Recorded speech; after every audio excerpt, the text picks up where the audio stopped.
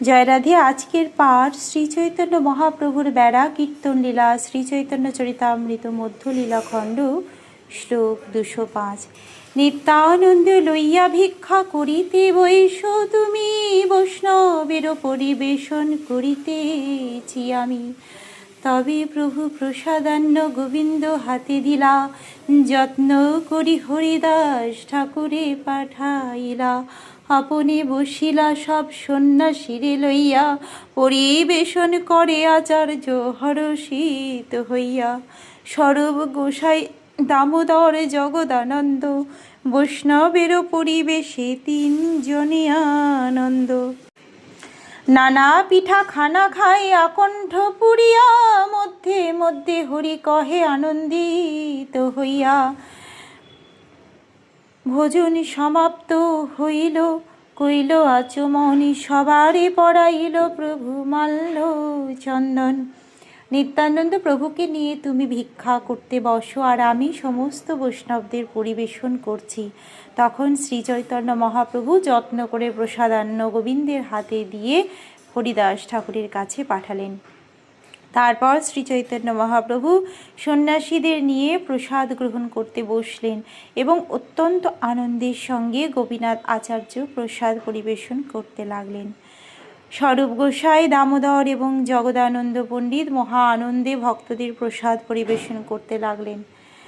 তারা আকণ্ঠপুরে পিঠা না খেতে লাগলেন এবং মাঝে মাঝে মহা আনন্দে হরিধ্বনি দিতে লাগলেন।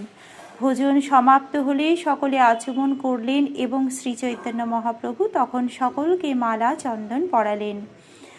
বিশ্রাম করিতে সবে নিজ বাসা গেলা, সন্ধ্যাকালে আসি পুনঃ প্রভুকে মিলিরা।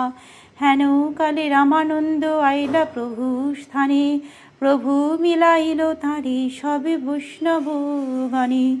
সবা লইয়া গেলা প্রভু জগন্নাথালয়ে, কীর্তন আরম্ভ তথা কইল মহাশয়। সন্ধ্যা ধূপ দেখি আরম্ভিলা সংকীর্তন, পরিচা আসি সবারে দিল মাল্য চন্দন। প্রসাদ সেবা করার পর তারা সকলে বিশ্রাম করার জন্য তাদের বাসায় গেলেন এবং সন্ধ্যাবেলায় আবার শ্রী চৈতন্য মহাপ্রভুর সঙ্গে মিলিত হলেন।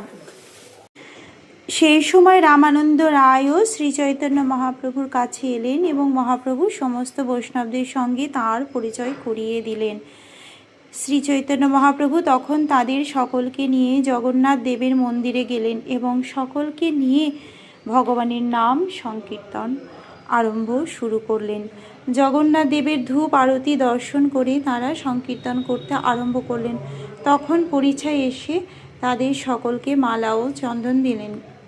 চারিদিকে চারি সম্প্রদায় করেন কীর্তন, মধ্যে নৃত্য করে প্রভু সচির নন্দন। অষ্ট মৃদঙ্গ বাজে 32 করতাল, হরিধ্বনি করে সবে বলে ভালো ভালো। কীর্তনের ধ্বনি মহামঙ্গল উঠিল, 14 লোক ভরি ব্রহ্মাণ্ড ভেদিল। কীর্তন আরম্ভে প্রেম উঠিল চলিল, নীলাচল বাসী লোক ধাইয়া আইল। চারিদিকে 4টি সম্প্রদায় কীর্তন করেছিল এবং মাঝখানে সচ্চিনন্দন শ্রী চৈতন্য মহাপ্রভু নৃত্য করছিলেন। 4টি দলে 8টি মৃদঙ্গ এবং 32টি করতাল বাজছিল এবং তাদের সেই কীর্তন শুনে সকলে হরিধ্বনি দিতে লাগলেন এবং বলতে লাগলেন, খুব ভালো খুব ভালো। সেই সংকীর্তনের ধ্বনির প্রভাবে মহামঙ্গলের উদয় হলো এবং সেই সংকীর্তনের ধ্বনিতে ব্রহ্মাণ্ডের 14 ভুবন ভরে উঠল। সংকীর্তন যখন শুরু হলো তখন ভগবৎ প্রেমে চতুর্দিক প্লাবিত হলো এবং সমস্ত জগন্নাথপুরীর অধিবাসীরা সেখানে ছুটে এলেন। আজকের পাঠ এই অবধি। ভজ শ্রীকৃষ্ণ চৈতন্য প্রভু নিত্যানন্দ, শ্রী অদ্বৈত গদাধর শ্রীবাসাদি গৌর ভক্ত বৃন্দ। হরে কৃষ্ণ কৃষ্ণ কৃষ্ণ হরে হরে, হরে রাম রাম রাম হরে হরে। জয় রাধে জয় রাধে জয় রাধে জয় রাধে। জয় রাধে।